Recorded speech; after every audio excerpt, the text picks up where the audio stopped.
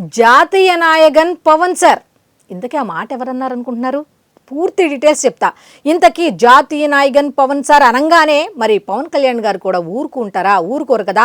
ఆయన కూడా అదే స్థాయిలో రిప్లై ఇచ్చారు. ఏ విధంగా అనుకుంటున్నారా? చెప్తా. ఆల్రెడీ మీరు తమ్ములో చూశారు కదా, అదే ఎన్నై మరం దుట్టింగిళ ఇరుడా నాన్వరెన్. ఇంతకు దీని అర్థం ఏంటనే కదా మొత్తం చెప్తా, క్లియర్గా చెప్తా. అదేమిటి అంటే, జాతీయ స్థాయిలో పవన్ కళ్యాణ్ ఉన్నారా అంటే ఎస్, ఖచ్చితంగా ఉన్నారు అనేది ఈరోజు ఈ వర్డ్స్ ద్వారా మనం కమ్ టు ద పాయింట్ కార్యక్రమంలో మనం చెప్పుకోబోతున్నాం. అయితే ఈ వీడియో చివరి వరకు చూడండి. మీ అభిప్రాయాన్ని అయితే తప్పకుండా కామెంట్ రూపంలో నాకు తెలియచేయండి. ఎందుకంటే మీ కామెంట్ చాలా చాలా ఇంపార్టెంట్. ఎందుకంటే మీరిచ్చే కామెంట్సే నాకు బూస్ట్ అనమాట. సో ఆ కామెంట్స్ ఆధారంగా నేను చేస్తున్న పాయింట్ రైట్ ఆర్ రాంగ్ అనేది నేను బేరీజు వేసుకొని మంచి మంచి పాయింట్స్, ఎవరు చెప్పని పాయింట్స్, ముఖ్యంగా పవన్ కళ్యాణ్ గారి గురించి మాత్రమే. ఎందుకంటే పని చేస్తున్నారు కాబట్టి, పని చేస్తున్న వ్యక్తి గురించి 10 సార్లు చెప్పుకోవాల్సిన అవసరం ఉంది. కాబట్టి ఈరోజు మన కమ్ టు ద పాయింట్ కార్యక్రమంలో జాతీయ స్థాయిలో అసలు ఆ మాట ఎవరన్నారు, దానికి రిప్లై పవన్ కళ్యాణ్ గారు ఏ విధంగా ఇచ్చారు అనేది ఖచ్చితంగా మనం మాట్లాడుకోవాలి. అదేమిటి అంటే ఇక పాయింట్ లోకి వెళ్ళిపోదాం. జాతీయ నాయకన్ పవన్ సార్ ఇది ఎవరు అన్నారు అంటే సాక్షాత్తు బీజేపీ పెద్ద అయినటువంటి ప్రధానమంత్రి నరేంద్ర మోదీ గారు అన్నారు. ఎందుకు అన్నారు అంటే, మహారాష్ట్ర ఎన్నికల్లో 11 నియోజకవర్గాల్లో పవన్ కళ్యాణ్ గారు ప్రచారం చేస్తే దాదాపు 1-2 తప్ప ఒక 9 వరకు కూడా ఏ నియోజకవర్గాల్లో పవన్ కళ్యాణ్ గారు ప్రచారం చేశారో ఆయన వాగ్దాటితో ఆయన గోల్డెన్ లెగ్ అడుగు పెట్టి మరి బీజేపీకి బాగా కలిసి వచ్చిన గోల్డెన్ లెగ్గా భావిస్తున్నారు. ఎందుకంటే 11 నియోజకవర్గాల్లో అడుగు పెట్టి ప్రచారం చేస్తే 9 నుంచి 10 వరకు అయితే 1-2 మినహా అన్నిట్లో విజయం సాధించారు అన్ని నియోజకవర్గాల్లో. అంటే మరి గోల్డెన్ లెగ్గే అంటారు కదా. మరి అంత గోల్డెన్ లెగ్ని వాళ్ళు వదిలేస్తారా అంటే అర్రే అస్సలు వదలరు. ఎందుకు అంటే ఎక్కడ వాడబోతున్నారు ఈ అస్త్రాన్ని మళ్ళీ అంటే, ఈ పవన్ అనే అస్త్రాన్ని మళ్ళీ ఎక్కడ వాడాలి అంటే, ఎప్పుడైతే తమిళనాడులో ఎన్నికలు రాబోతున్నాయి అన్న మాట బయటకు వచ్చిందో అప్పటి నుంచి ఒకటే టాక్. తమిళనాడులో కూడా ప్రచారానికి బీజేపీ పవన్ కళ్యాణ్ ని వాడుతుందా అంటే ఎస్, వాడే తీరుతుంది. ఎందుకంటే గోల్డెన్ లెగ్ అన్నాం కదా. మరి వదిలేస్తారా? 11 నియోజకవర్గాల్లో 9 నియోజకవర్గాలు గెలుపు అంటే అలాంటి వ్యక్తిని ఎలా వదిలేస్తారు? వదలరు. కాబట్టి ఇక తమిళనాడులో ప్రవేశపెట్టాల్సిందే ఆయన్ని అన్నట్టుగా ప్రధానమంత్రి నరేంద్ర మోదీ గారు మిగతా వాళ్ళతో కబురు పంపారట. ఏమని? పవన్ కళ్యాణ్ గారు మీరు ఖచ్చితంగా తమిళనాడులో ప్రచారంలో పాల్గొనాలి బీజేపీ తరపున అని. మరి పవన్ కళ్యాణ్ గారు ఊరుకుంటారా? రిప్లై ఇచ్చారు. అదే ఈ రిప్లై. అదేమిటి అంటే, ఎన్నై మరం దుట్టింగళ ఇరుడా నాన్వరెన్ అంటే, అరే నన్ను మర్చిపోతేలా, ఆగండయ్యా నేను వస్తున్నా అని రిప్లై ఇచ్చారు. ఏ విధంగా అంటారా? ఎస్, ఖచ్చితంగా చెప్పుకుందాం. ఏ విధంగా అంటే, తమిళనాడు ఎన్నికలకు సంబంధించి ఈరోజు ఆయన ప్రచారంలో పాల్గొనబోతున్నారు. అరే నన్ను మర్చిపోతే ఎలా, నేను వస్తున్నాను కదా, అందరికీ కౌంటర్ ఇవ్వాలంటే నేను ఉండాలి కదా, అందులో బీజేపీ నన్ను పిలిచిందంటే అస్సలు ఉండను కదా, నేను వస్తున్నాను కదా అన్నట్టుగా ఆయన చెప్తున్నారు. సంకేతం ఏ విధంగా? ఈరోజు ప్రచారంలో పాల్గొంటారు అంటే అర్థం ఏంటి? నన్ను మర్చిపోతే ఎలా, నేను వస్తున్నాను కదా అని చెప్పడం అనమాట. అయితే ప్రస్తుతం తమిళనాడు ఎన్నికలకు సంబంధించి పోటాపోటీ స్టాలిన్ ఏం చెప్తున్నారు అంటే, ఈ ఎన్నికలు తమిళనాడుకు సంబంధించిన ఎన్నికలు నాకు బీజేపీకి మధ్య, డిఎంకేకి బీజేపీకి మధ్య అని చెప్పి మాట్లాడుతున్నారు.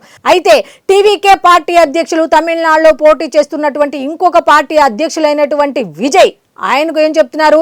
ఈ యుద్ధం, ఈ తమిళనాడు ఎన్నికలు నాకు డిఎంకేకి మధ్య, డిఎంకే టీవీకేకి మధ్య, నాకు స్టాలిన్ సర్కి మధ్య అని అంటున్నారు. అయితే ఒకళ్ళ మీద ఒకళ్ళు విరుచుకు పడుతూ ఈ బీజేపీ ఏం చేసిందో చెప్తున్నారు, టీవీకే ఏం చేసిందో చెప్తున్నారు. ఇంకొక పక్క అస్సలైన విషయం తెలుసా?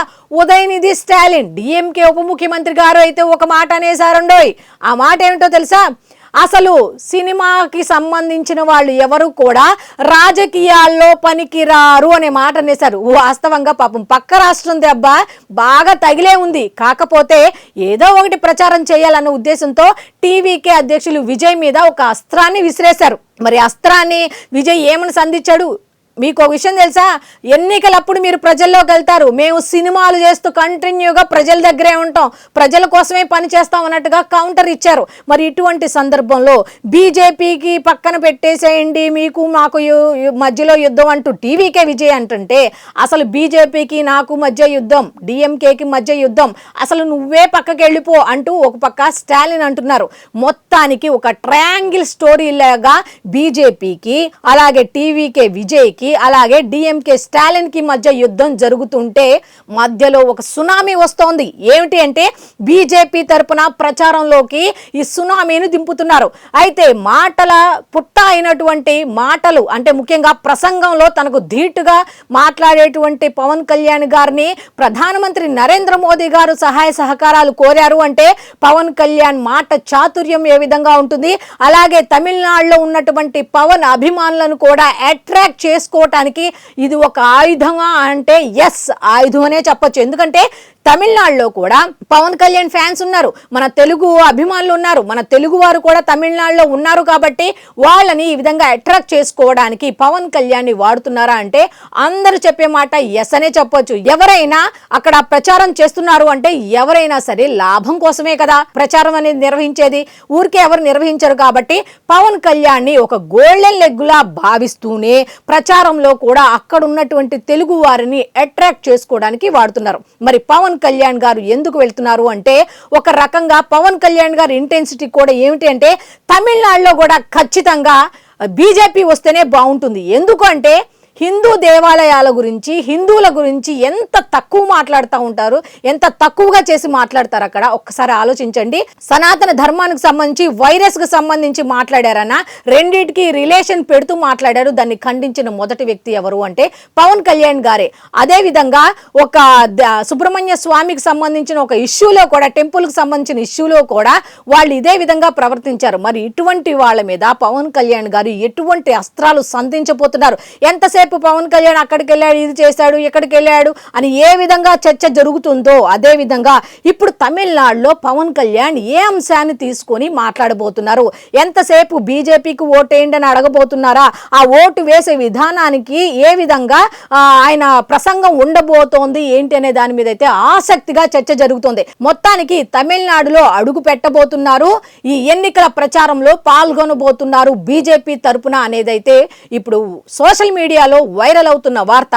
అయితే ఇప్పుడు ఆయన అక్కడికి వెళ్ళి ఏం ప్రసంగిస్తారు ఏంటి అనేది కూడా ఎక్కువ శాతం వైరల్ అవుతోంది. అయితే చాలా మంది చెప్తున్న మాట ఏంటంటే ఖచ్చితంగా అయితే అక్కడ డిఎంకేకి స్టాలిన్ కి ధీటుగా, ముఖ్యంగా ఉదయనిధి స్టాలిన్ కి ధీటుగా తగిలేలా అయితే ఖచ్చితంగా పవన్ కళ్యాణ్ గారి ప్రసంగం ఉండబోతుందా అంటే ఎస్ అనే చెప్పొచ్చు. ఇటు టీవీకే విజయ్ ని ఎప్పుడు కూడా ఆయన అగైనెస్ట్ గా ఎవరి గురించి మాట్లాడరు కాబట్టి పవన్ కళ్యాణ్ గారు ఎంతసేపు బీజేపీకి ఓటు వేయండి అన్నట్టుగానే మాట్లాడతారు. టీవీకే విజయ్ ప్రస్తావన తీసుకురారేమో అని కొంతమంది చెప్తే ఖచ్చితంగా తీసుకువస్తారు. ఎందుకంటే విజయ్ చాలా వరకు కూడా నీళ్ల బాటిల్ ప్రజల దగ్గర నుంచి అందుకోవడం దగ్గర నుంచి, ఆ కొబ్బరి బోండా నీళ్లు తాగడం దగ్గర నుంచి, ఒక సెక్యూరిటీకి వాటర్ ఇవ్వడం దగ్గర నుంచి, ఆ ప్రజలందరికీ కూడా ఆయన ఆ దండాలు దస్కాలు పెట్టడం దగ్గర నుంచి మొత్తం కూడా పవన్ కళ్యాణ్ నే ఫాలో అవుతున్నాడా అంటే ఎస్ అనే చెప్తున్నారు చాలా మంది. ఎందుకంటే సోషల్ మీడియాలో ఇప్పుడు కంపారిజన్ చేస్తున్నారు పవన్ విజయ్ అన్నట్టుగా. సో ఇవన్నీ ఓవరాల్ గా చూసుకుంటే అసలు మొత్తానికి ఎవరికి ఏ విధంగా కౌంటర్ ఇవ్వబోతున్నారు అనే దాని మీద సేమ్ ఇదే వార్త. ఏ విధంగా తమిళనాడులో అయితే ఆయన పర్యటించబోతున్నారు అనే వార్త ఏ విధంగా సోషల్ మీడియాలో చక్కర్ల కొడుతుందో, ఏం ప్రసంగించబోతున్నారు అనే దాని మీద కూడా ఆసక్తి అయితే నెలకొంది. అయితే మనం కూడా ఖచ్చితంగా ఆయన ఏం మాట్లాడతారు ఏంటి అనే దానికోసం వెయిట్ చేద్దాం. అయితే దాని మీద కూడా రేపు కమ్ టు ద పాయింట్ కార్యక్రమంలో ఖచ్చితంగా చెప్పుకుందాం. మొత్తానికి ఆయన అయితే ఒక మాట అన్నారు కదా, ఎన్నై మరం దుట్టింగిళ ఇరుడా నాన్ వరేన్. సో ఖచ్చితంగా మాట అన్నారు కాబట్టి దాని అర్థం ఏంటి? అడుగు పెట్టారు అంటే అర్థం ఏంటి? నన్ను మర్చిపోతే ఎలా, నేను వస్తున్నాను ఆగండి కాస్త అని చెప్పడమే కదా అర్థం. మరి జాతీయ నాయకన్ పవన్ సార్ అని వాళ్ళు పిలిచినప్పుడు ఈయన వెళ్లకుండా ఉండరు కదా.